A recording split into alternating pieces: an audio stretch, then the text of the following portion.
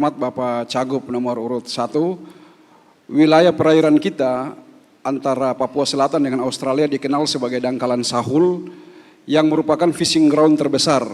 Tapi karena dangkal sehingga kapal-kapal yang GT 30 ke atas tidak dapat beraktivitas di wilayah kita.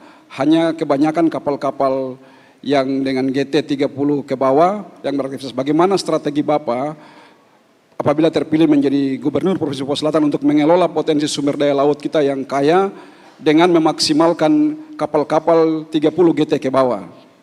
Terima kasih. Terima kasih. Apabila kami terpilih jadi Gubernur Papua Selatan, kami akan bekerja sama dengan pihak perikanan yang punya mitra kerjanya untuk bagaimana pengolahan tentang kedalaman laut. Sehingga kapal-kapal kita ini memang banyak yang menjadi masalah, terutama Merauke juga, salah satu di Muara Maro juga karena kedangkalan, maka kami akan minta dengan program kami untuk bagaimana untuk meningkatkan bagaimana kedalamannya dengan tingkat yang sangat dengan teknologi yang begitu bagus untuk meningkatkan kedalaman kita yang ada di Provinsi Papua Selatan ini. Terima kasih. Baik, terima kasih bahwa saat ini kita dapat memaksimalkan potensi perikanan tangkap kita di laut dalam batas zona eksklusif ekonomi 12 mil laut dengan menambah armada kapal-kapal 30 GT ke bawah dan juga menyediakan pelabuhan pendaratan ikan yang memadai dengan cold storage yang cukup untuk bisa menampung ikan-ikan hasil tangkapan dan juga menyediakan pasar untuk distribusi baik pasar lokal, pasar regional maupun pasar internasional. Demikian, terima kasih. Iya, saya dukung sesuai apa yang diberikan. Terima kasih. Terima kasih waktu yang diberikan kepada saya. Bapak kandidat nomor 4 adalah mantan PJ Gubernur, berstatus PJ Gubernur, dan saya status yang paling terendah adalah Kabid. Dengan pemerintahan yang sudah berjalan kurang lebih 2 tahun, dengan adanya program pemerintah untuk membangun gedung-gedung kami yang ada di Provinsi Papua, kurang lebihnya 2 tahun ini kami sampai saat sekarang ini tidak mendapatkan gambaran yang jelas tentang perkantoran gubernur yang ada di Provinsi Papua. Baik. Mohon berikan kepada publik kenapa sampai saat ini. Terima kasih. Baik, terima kasih atas pertanyaan dari saudara calon gubernur nomor urut 1. Mungkin Bapak calon gubernur belum membaca dalam Undang-Undang nomor 14 tahun 2022 bahwa di sana dinyatakan bahwa pembangunan pusat pemerintahan dilakukan melalui anggaran pendapatan negara atau APBN. Jadi tidak bisa APBD DOB digunakan untuk membangun kantor gubernur, kantor DPRP dan kantor MRP karena sudah ditetapkan dalam undang-undang dan sudah dijabarkan di dalam peraturan menteri. Demikian, terima kasih. Masih ada waktu 1 menit 20 second. Mau digunakan atau tidak? Baik, dan kepada semua penjabat gubernur di daerah otonom baru ditugaskan untuk menyiapkan readiness kriteria atau kriteria kesiapan mulai dari AMDAL-nya, perencanaannya, DED-nya sampai kepada kelayakan lingkungan. Dan itu semua 8 readiness kriteria sudah kami laksanakan dan oleh pemerintah pusat melalui Bapak Wakil Presiden sudah dinyatakan lengkap. Demikian, terima kasih. Setahu saya, kenapa daerah lain bisa sudah ada punya gedung? Itu semua merata, pemerintah pusat memberikan dengan dana yang cukup besar untuk semua daerah di provinsi. Terima kasih. Kalau memang itu tidak dijangkau, kita tinggal tunggu saja. Gubernur definitiflah saja yang melakukan untuk pembangunan di Provinsi Papua. Terima kasih.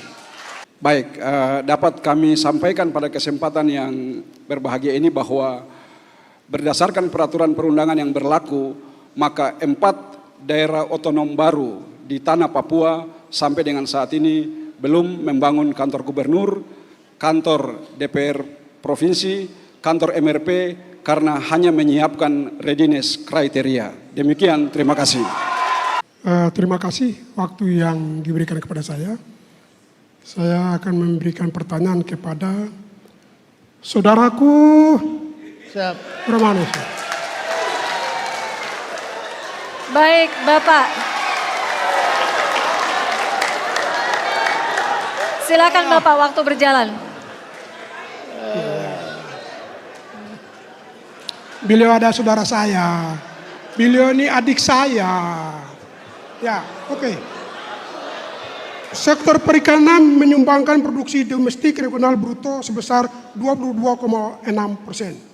Dari 6,92 triliun yang telah disumbangkan kepada pemerintah, namun dana bagi hasil tidak berdampak langsung terhadap pemerintah daerah, dalam hal ini pelaku usaha perikanan. Coba saudara jelaskan. Iya, kalau soal sektor perikanan saya jelaskan sedikit. Begini ya, Abang terkasih ini. Saya pelaku perikanan. Saya kemungkinan dan saya juga punya beberapa kapal. Mengolah perikanan sebenarnya tidak mudah. Untuk kami orang asli Papua masih sangat berat dan perlu intervensi dengan pembiayaan yang cukup padat modal. Selain itu pendampingan dan pelatihan yang luar biasa harus dilakukan sehingga kami bisa menjadi tuan di negeri sendiri. Dari hampir semua kapal dengan 30 gross ton yang ada sekarang, anak Malin mungkin cuma saya yang punya kapal. Selain ada Anton yang sudah tidak punya, begitu. Dan salah satu kendalanya adalah bagaimana ikan beku campuran tidak bisa kami keluarkan dari Merauke. High cost transportasi masih sangat mahal di negeri ini. Sehingga Tuhan sayang kami jadi provinsi. Kalau berdasarkan pengalaman saya pasti akan melakukan dengan baik. Sehingga orang asli Papua bisa menjadi bagian dari bagaimana mengelola potensi sumber daya perikanan di negeri ini. Kalau kita cuma bicara harus seperti ini tidak bisa. Karena saya pernah merasakan dan sampai hari ini saya masih melakukan. Dan saya pasti akan lakukan dengan baik bersama dengan Kakak Albert Muyak. Begitu, terima kasih. Dari 22,6% regular bruto tingkat nasional itu. 6,92 triliun itu telah disumbangkan kepada pemerintah. Artinya pemerintah Merauke telah memberikan sumbangan itu. Berarti hebat Abang. Cuma dampaknya tidak kelihatan. Iya. Itu yang saya maksud. Nah, itu yang kakak maksud. Iya. 6,9% itu total PDB untuk Provinsi Papua, ya, seperti itu yang diberikan. Dan untuk Merauke perikanan itu cuma, ini biar Bapak Ibu semua dengar, itu dapat cuma 8 miliar, begitu ya. Berdasarkan struktur penerimaan dana transfer yang dialokasikan lewat DAK, seperti itu. Dan itu sudah teralokasi, sudah direncanakan penggunaannya. Ke depan untuk para bupati dan gubernur itu harus perkuat penerimaan daerah, baru bisa ambil kebijakan. Besok mulai 2025 semua sumber dana transfer dari negara itu sudah given bupatinya dan gubernur tidak bisa mengambil kebijakan. Ini biar Bapak Ibu ketahui semua, begitu. Dana sisa DAU itu sudah dialokasikan peruntukannya. Demikian dana DAK dan dana DTI. Terima kasih. Baik, saya pertanyaan sederhana tadi, Cagup nomor 2 jawab tentang program pariwisata. Dengan pengalaman saya sebagai Kabupaten Induk, bagi saya program pariwisata masih sangat sulit di sini. Bagaimana bisa mengembangkannya? Karena kita perlu mobilitas manusia yang luar biasa. Sementara untuk Merauke yang merupakan gate for South Papua, merupakan pintu gerbang masuknya semua arus barang dan orang, sampai hari ini betul-betul masih rendah karena high cost transportasi. transportasi yang sangat mahal. Yang berikut, objek wisata kita belum menjadi daya tarik, baik objek wisata alami maupun objek wisata yang direkayasa. Sehingga saya tidak tahu bagaimana mengembangkan. Jangan menunggu kapan lagi kita membangun. Karena apa? Sudah ada kepala dinasnya di situ, Dinas Pariwisata. Provinsi Papua Selatan adalah mini Indonesia. Dari Jawa ada, dari Kalimantan ada, dari Manado, Toraja ada segala. Kenapa kita tidak bikin mini Indonesia di Provinsi Papua Selatan? Kenapa kita tidak bikin? Dan selanjutnya kita punya tempat-tempat wisata ada. Tempat-tempat sarakal bisa dijadikan tempat-tempat wisata. Ada pantai dan lain-lain. Dan lain-lain. Kita buat promosi kepada daerah-daerah lain, menarik supaya mereka datang ke sini untuk melihat bagaimana wisata yang berkembang di Provinsi Papua Selatan. Terima kasih. Untuk jangka panjang, bahkan jangka menengah juga masih sulit menurut saya. Ya, saya yang menggambar 0 km Merauke Sabang dengan hitungan arus mobilitas wisatawan lokal maupun mancanegara bisa datang ke sini bahkan antar pulau. Tapi yang sampai hari ini LHR-nya sangat rendah, lalu lintas harian rata-ratanya sangat rendah. Ya, saya harus sampaikan ini karena saya punya pengalaman seperti itu. Lalu yang berikut, supaya Bapak Ibu juga ketahui semua orang Merauke, Mapi, Asmat yang saya cintai. Pendapatan kita besok untuk provinsi itu cuma 1,3 triliun. Besok. Merauke 2025 pendapatannya 2,6 triliun besok. Begitu.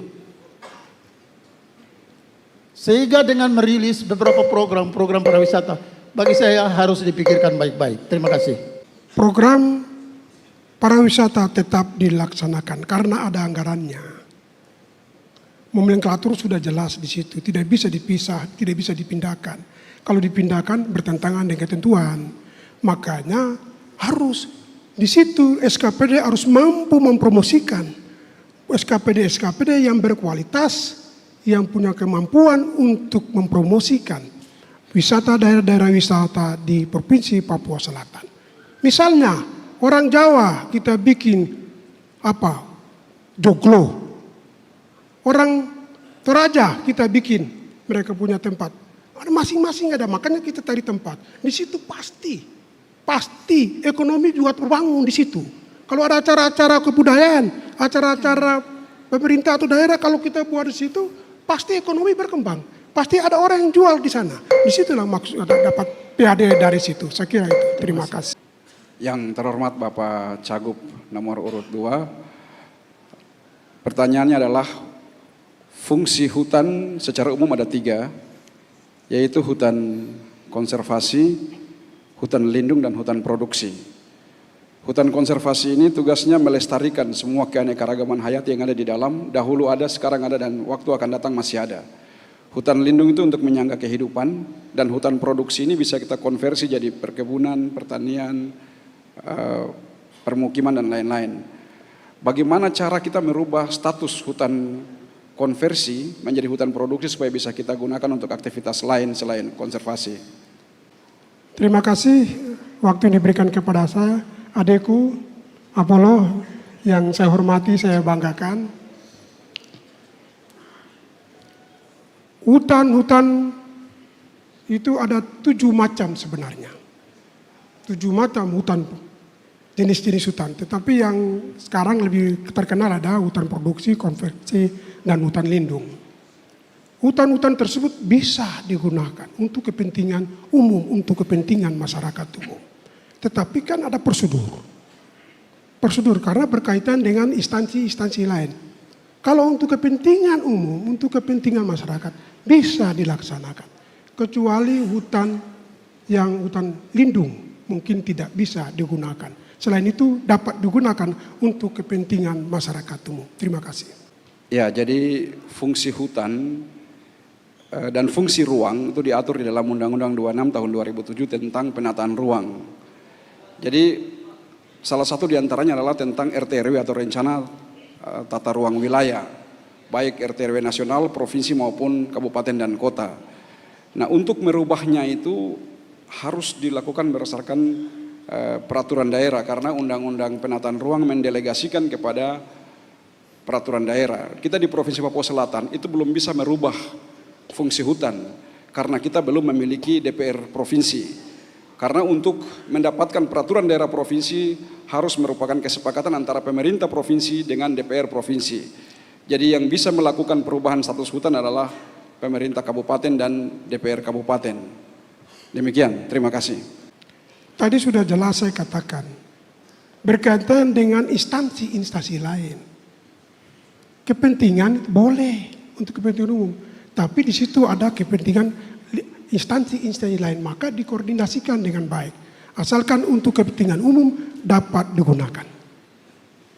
Sektor infrastruktur, tata kota, dan transportasi. Infrastruktur merupakan jantung pertumbuhan ekonomi daerah dan juga menjadi pilar ketiga visi Indonesia Emas 2045. Bagaimana Bapak menyikapi masalah infrastruktur di Papua Selatan yang berhubungan erat dengan tata kota dan transportasi? Baik, terima kasih atas pertanyaan dari Bapak Cagup nomor 2. Bapak Ibu hadirin sekalian, untuk perencanaan dan pelaksanaan pembangunan infrastruktur adalah dimulai dengan feasibility study atau studi kelayakan. Studi kelayakan ini meliputi kelayakan teknis, kelayakan finansial maupun kelayakan lingkungan. Setelah itu baru kita melakukan perencanaan, supaya perencanaan yang kita lakukan sesuai dengan kondisi wilayah dan kebutuhan daerah yang ada di provinsi kita. Setelah itu baru kita bisa lakukan perencanaan pembangunan fisik sesuai dengan hasil feasibility study atau studi kelayakan dan perencanaan yang baik. Dengan demikian kita akan mendapatkan infrastruktur atau prasarana yang sesuai dengan kebutuhan daerah dengan kualitas yang baik. Karena banyak infrastruktur yang ada kadang-kadang hanya dilakukan dengan perencanaan dan langsung pembangunan fisik tanpa melalui satu studi yang baik dan komprehensif. Oleh karena itu studi-studi dalam SID yaitu Survey, Investigation, and Design perlu menjadi dasar perencanaan supaya pembangunan infrastruktur kita itu sesuai dengan kebutuhan daerah dan kualitasnya itu dapat bertahan sesuai dengan lifetime atau umur ekonomis yang ditetapkan dalam perencanaan. Dan pelaksanaannya juga harus baik sesuai dengan perencanaan dengan pengawasan yang baik sehingga kita bisa dapat mutu infrastruktur atau prasarana yang baik sehingga bisa digunakan oleh masyarakat dengan faktor keselamatan atau safety yang utama. Demikian, terima kasih. Infrastruktur adalah merupakan satu poin yang penting dalam kita membangun di Provinsi Papua Selatan. Makanya infrastruktur itu harus dikelola tadi, memang harus survei, harus ada litbang dan lain-lain sehingga pemerintahan dengan jalan yang sudah baik, maka pemerintahan juga bisa mengolah pemerintahan dengan baik. Saya kira itu, terima kasih. Baik, pentingnya studi dalam perencanaan dan pembangunan infrastruktur itu untuk menentukan kualitas, kapasitas, dan volume yang kita butuhkan. Misalnya untuk infrastruktur drainase, kita perlu memulainya dari studi tentang hidrologi, curah hujan, dan juga catchment area kita supaya kita bisa tahu berapa air hujan yang mengalir di permukaan yang menyebabkan banjir. Karena air hujan yang meresap ke dalam tanah itu tidak menyebabkan banjir. Setelah mengetahui jumlah debit air hujan itulah maka kita bisa menentukan berapa lebar dan berapa kedalaman saluran induk, saluran sekunder dan tersier yang kita butuhkan sehingga drainase yang kita bangun benar-benar bermanfaat dan bisa berfungsi sesuai dengan perencanaan yang kita lakukan. Karena apabila tidak melalui studi yang baik, maka saluran itu akan selalu meluap dan akan selalu menyebabkan banjir. Demikian juga dengan infrastruktur jalan, perumahan dan lain-lain. Demikian, terima kasih. Terima kasih kepada Adik Romanus. Dulu Bapak sebagai Bupati Merauke, saya sebagai Kepala Seksi waktu itu. Berkaitan dengan ekonomi rakyat tadi judul saya. Bapak waktu itu Bupati, terkait pembangunan pabrik tapioka. Ini salah satu pabrik yang untuk mendorong ekonomi rakyat yang ada di Kota Merauke dan sekitarnya, Yagibob dan sekitarnya. Di Kampung Nonasari, Yagibob. Yang menelan biaya sebesar 35 miliar rupiah. Kami mencatat bahwa pabrik tersebut tidak beroperasi sampai hari ini dan bahkan terhenti. Mengingat dana tersebut bersumber dari dana APBD. Untuk Cagup nomor 1 berkaitan dengan pembangunan pabrik tapioka di daerah Kamnosari, Yagibob. Ini awal perencanaan yang cukup baik. Tujuannya untuk mengangkat harkat dan martabat rakyat kecil yang bisa mengembangkan produksi umbi-umbian menjadi produksi yang dapat dikelola lebih lanjut. Tetapi saat itu, saat pembangunan prasarananya selesai, teman yang mendesain gedung ini sekalian menyiapkan produksinya itu mengalami musibah. Dan kemudian yang bersangkutan dipanggil Tuhan meninggal. Lalu kemudian kami coba melakukan pendekatan dengan beberapa company atau perusahaan yang bisa melanjutkan pengelolaan pengoperasian pabrik ini. Tetapi dengan catatan saat itu rakyat kita harus punya lahan masing-masing yang mampu memberikan suplai bahan baku. Sehingga operasi ini bisa berjalan. Setelah diberi kesempatan kepada rakyat kita, sampai dengan hari ini rakyat kita tidak mampu untuk menyiapkan bahan baku. Sehingga pabrik ini sampai hari ini belum bisa beroperasi. Demikian, terima kasih. Baik, terima kasih. Apabila Bapak terpilih jadi Gubernur Papua Selatan, apakah pabrik ini mau berlanjut atau tidak? Langkah-langkahnya apa untuk pabrik itu bisa dibangun kembali? Apa-apa yang harus dipersiapkan sehingga pabrik itu bisa, dan apa yang harus punya program untuk meningkatkan ekonomi masyarakat yang ada di sekitarnya? Tolong Bapak jelaskan di publik. Sebenarnya sampai dengan hari ini sudah ada beberapa teman-teman yang bersedia untuk mengembangkan dan mengoperasikan pabrik itu. Kami coba kerjasama dengan beberapa pihak dari TNI, khususnya dengan Pamtas. Saat itu kami coba datangkan pembibitan ubi raksasa singkongnya bisa sama besar hampir dengan badan kita. Nah ini yang coba kami lagi rintis.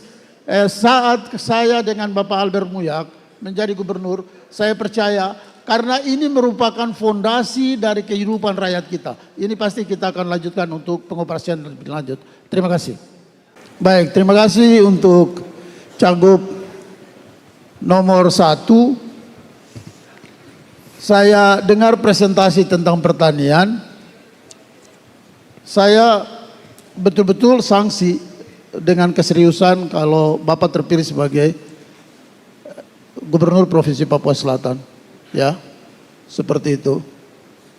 Karena rilis pemikiran Bapak ini betul-betul harus bisa mampu untuk membuat keseimbangan penduduk lokal untuk bisa bertindak dan bisa mengelola pertanian dengan baik. Peralatan hampir sudah 1 juta peralatan yang kita berikan kepada petani. Sampai dengan hari ini peralatan itu tidak dapat digunakan dengan baik. Apa metode ke depan yang akan bisa digunakan untuk mengelola pertanian dengan baik? Hadir punya pertanyaan yang bagus sekali untuk saya. Menyambut pertanian tetap program swasembada pangan, karena ini adalah program nasional tetap kami dukung, dan tidak melupakan kami tetap akan berpihak kepada rakyat yang kecil. Dengan akan memberikan bantuan-bantuan juga, saya pikir ada juga sudah pernah memberikan hasil dan segala saya juga di lapangan. Terima kasih. Satu saja, saya juga salah satu badan yang sudah waktu saya masih di kabupaten di BLK, Salah satu yang harus kami bangun adalah BLK. Alat-alat yang diberikan oleh pemerintah supaya anak-anak ini bisa mengoperasikan apabila kami berikan bantuan kepada mereka supaya mudah dioperasikan.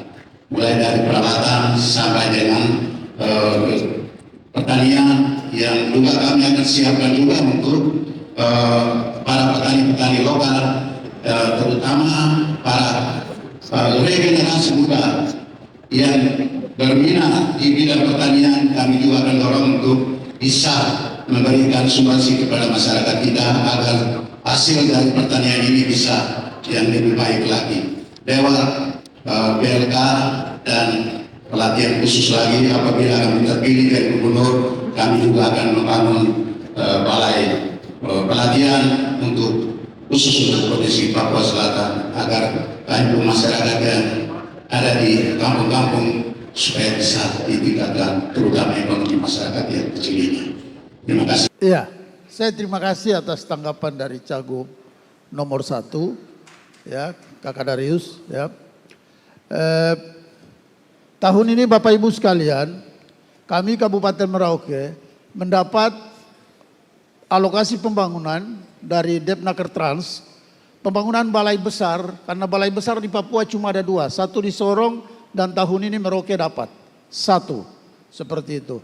Balai besar ini akan mampu untuk melatih semua anak Papua Selatan, karena balai besar ini punya link kerja hampir dengan seluruh dunia sampai ke Jepang, sehingga teman-teman di Sorong lebih maju dari kita dalam memberdayakan tenaga-tenaga produktif yang ada di Sorong. Dan saya pikir saya setuju, ya, besok ini menjadi salah satu balai. Balainya pemerintah Kabupaten Merauke memberikan tanah dan balainya akan dibangun dari pusat mulai tahun depan. Terima kasih. Saya pikir sudah jelas. Terima kasih untuk Ade Romanus sudah memberikan tanggapan itu, dan semua kami punya konsep ke depan seperti itu. Bagaimana daerah kita membangun dulu.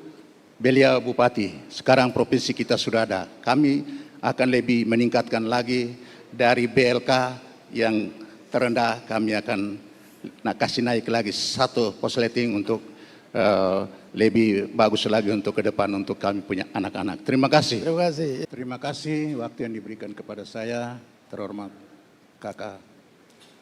Ya, ini kebetulan profesi Kakak sebagai sarjana hukum. Menyangkut dengan daerah Kabupaten Merauke, Bovendigul, Mapi dan Asmat, menyangkut tata ruang dan wilayah adat. Kira-kira Bapak terpilih sebagai gubernur, apa yang Bapak harus buat sehingga tanah-tanah masyarakat adat ini bisa dipertahankan atau bisa diselamatkan berkaitan dengan perkembangan teknologi yang sudah berkembang ini? Apakah Bapak ada punya statement bisa memberikan kontribusi kepada masyarakat adat yang ada di Provinsi Papua Selatan dari 4 wilayah ini? Terima kasih. Terima kasih waktu yang diberikan kepada saya. Pembangunan setiap saat pasti ada, dan proses pembangunan itu tetap berjalan. Maka kalau setiap manusia, orang tidak siap untuk menikmati atau memperoleh menghadapi dengan pembangunan, maka dia akan tergilas oleh zaman itu sendiri. Oleh sebab itu kita harus siapkan masyarakat, terutama masyarakat adat, hak-hak wilayah harus ditata dengan baik, sehingga masyarakat adat tidak merasa dirugikan, tidak merasa ditekan. Oleh sebab itu harus ditata dengan baik, maka pemerintah harus memfasilitasi antara perusahaan-perusahaan, investasi-investasi yang masuk di Provinsi Papua Selatan dengan masyarakat adat dengan baik, sehingga masyarakat adat ada kontribusi, bisa memanfaatkan hasil dari perkembangan investasi di Provinsi Papua Selatan. Ya, terima kasih. Maksud saya mungkin bisa ada salah satu peraturan daerah untuk melindungi tanah-tanah adat ini, sehingga masyarakat ini bisa tenang begitu. perlu ada perda atau perdasus untuk bagaimana untuk melindungi hak-hak masyarakat kita yang sekarang lagi dalam kebingungan. Terima kasih. Kalau saya terpilih menjadi gubernur Provinsi Papua Selatan, nomor dua, pasti kita akan membuat pergub tentang penetapan hak-hak wilayah masyarakat adat. Itu pasti. Karena apa? Itu pun sudah diatur dalam undang-undang. Undang-undang pertanahan mengakui hak wilayah kok. Undang-undang pertanahan. Apalagi undang-undang kehutanan sama saja. Hak wilayah juga diakui. Maka oleh sebab itu terobosan harus dibuat pergub untuk melindungi hak-hak masyarakat adat tersebut. Terima kasih. Bagaimana kalau nantinya adik saya paslon nomor 1 menjadi gubernur? Kira-kira langkah-langkah strategis program prioritas apa sih adik? Terima kasih. Program strategis kita tetap kita pegang kepada kebetulan kami di sini isu dunia tentang pangan. Kami tetap akan mendukung program swasembada pangan kebetulan di daerah Merauke dan sekitarnya. Dan kemudian kami juga akan berpihakan kepada masyarakat lokal untuk swasembada pangan ini. Kemudian beberapa komoditi lainnya juga kami akan mendorong dari pihak pemerintah untuk memberikan bantuan-bantuan kepada masyarakat, khususnya untuk masyarakat lokal untuk di daerah Provinsi Papua Selatan ini. Terima kasih. Terima kasih waktu yang diberikan kepada saya. Program-program unggulan memang sudah disampaikan oleh Pak Paslon nomor 1 adikku. Mungkin saya tambah sekali lagi sedikit program-program unggulan lain itu. Mungkin ada program unggulan di pendidikan, program unggulan di kesehatan, dan program unggulan di ekonomi, bidang ekonomi. Itu yang maksud saya seperti itu. Terima kasih. Ya, terima kasih. Kebetulan ada singgungan menyangkut pendidikan ya. Pendidikan ini kami tetap akan dorong. Dari yang terkecil sampai yang besar dengan pola asrama. Kami akan bangun untuk masyarakat yang hidup di pedalaman khususnya untuk distrik-distrik. Dan juga akan bangun asrama-asrama untuk dengan pola asrama untuk mendorong saudara-saudara kita, anak-anak asli Papua yang berada di pojok-pojok di Papua Selatan ini dengan pola asrama. Bahkan juga kami akan berikan bantuan juga untuk masyarakat kita yang anak-anaknya kurang mampu, tetap akan dorong untuk bebas dari biaya untuk mereka. Kemudian untuk SMP dan SMA tetap kami juga akan dorong untuk meningkatkan pendidikan baik yang ada di ibu kota distrik, kabupaten, dan provinsi. Terima kasih. Baik, terima kasih untuk Cagup nomor urut 4. Pertanyaan saya satu, visi Bapak tentang harkat dan martabat yang harus menjadi prioritas bagi orang asli Papua dan khusus bagi orang Papua Selatan. Saya melihat memulainya dengan ragu-ragu, ya, memulainya dengan ragu-ragu. 2 tahun menjabat PJ, harusnya perencanaan pada tahun pertama clear and clean. Perencanaan tahun kedua, koordinasinya harus betul-betul aktif dengan Departemen PU, Bappenas, dan Depdagri. Sehingga fasilitas dasar dalam rangka persiapan pembangunan perkantoran itu harus menjadi prioritas utama. Yang berikut, tentang kepegawaian. Ini tidak dilakukan dengan serius untuk kami. Baik, terima kasih atas pertanyaannya.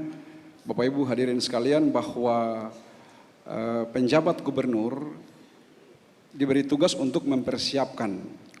Pertama itu membentuk kelembagaan dan melakukan manajemen ASN selama 6 bulan. Dan setiap 3 bulan dilakukan evaluasi oleh Inspektorat Jenderal Kementerian Dalam Negeri. Apabila ada hal-hal yang tidak sesuai dengan roadmap yang sudah ditetapkan oleh Kemendagri, maka akan dilakukan evaluasi. Jadi semua tugas-tugas persiapan yang diberikan oleh Bapak Presiden melalui Menteri Dalam Negeri itu sudah dilakukan sesuai dengan tahapan, prosedur dan mekanisme yang ditetapkan dalam 12 roadmap yang diberikan kepada penjabat gubernur. Jadi pembentukan kelembagaan itu dilakukan dari nol. Dilakukan melalui pergub tentang kelembagaan dan juga pergub tentang penempatan aparatur sipil negara. Jadi sudah sesuai. Kemudian untuk ASN berasal dari 4 unsur. Yang pertama adalah pelimpahan dari kementerian lembaga, yang kedua dari provinsi induk, yang ketiga dari 4 kabupaten, dan yang keempat adalah usul mutasi perseorangan. Jadi misalnya dulu Kabupaten Merauke memekarkan Asmat, MAPI, dan Bovendigul, maka ASN dan honorer di Asmat, MAPI, dan Bovendigul itu ada dilimpahkan dari Kabupaten Induk. Tidak bisa penjabat Bupati Asmat atau MAPI Bovendigul mengangkat sendiri. Demikian juga dengan Provinsi DOB.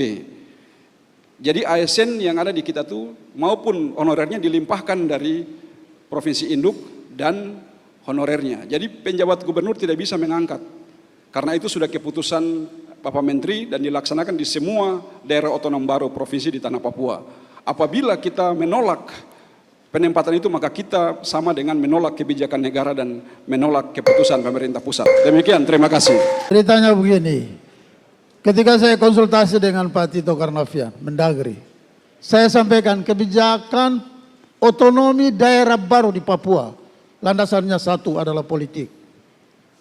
Khusus untuk daerah otonom baru, saya mendesak saat itu agar anak Papua Selatan diprioritaskan. Dan itu bisa dilakukan. Begitu. Saat itu Pak Mendagri sampaikan sama saya, silakan PJ dan para bupati datang dan ketemu kita. Bila perlu DPR dan semua ketua adat dibawa ke sini. Dan itu bisa dilakukan. Ini persoalan harga diri. Provinsi ini jadi salah satu cerita, kamu semua dengar.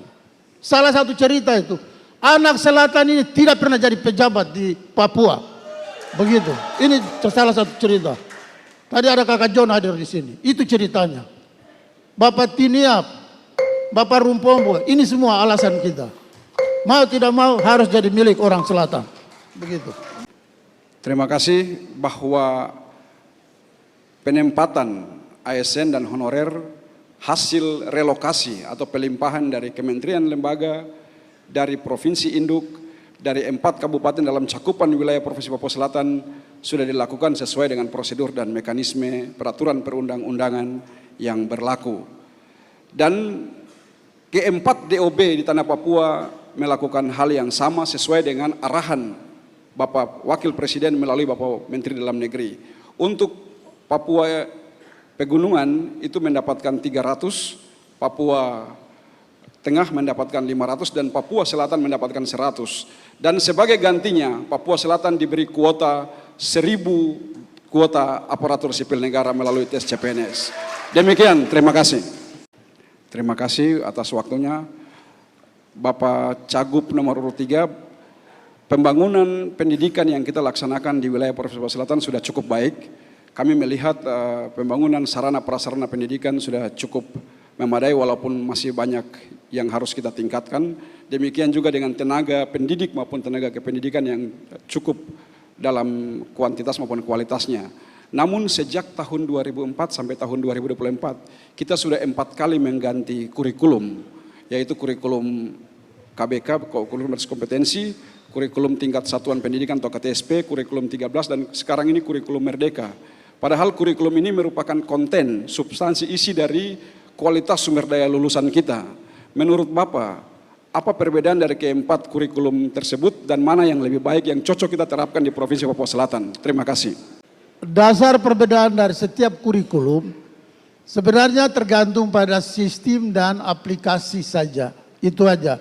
Tapi pokoknya adalah proses belajar mengajar itu jalan. Saya punya pengalaman bagaimana menggalakkan pendidikan di sini. Bapak Ibu rakyat Merauke, MAPI, Asmat dan Bovendigul. Saya ingin beritahu malam ini bahwa saya pernah lakukan kebijakan untuk bagaimana guru-guru dikasih uang tambahan di luar dari tunjangan dan gaji. Di pedalaman saya kasih 5 juta, paling pedalaman saya pakai sistem ring. Di kecamatan saya kasih 3 juta. Sini saya kasih 2 juta. Hanya untuk proses belajar mengajar dapat berjalan. Lalu yang berikut, terobosan terakhir saya adalah bangun semua tower agar guru-guru tinggal di tempat di seluruh pedalaman Merauke ini. Anda hari ini ke UAN, Anda bisa telepon dari UAN.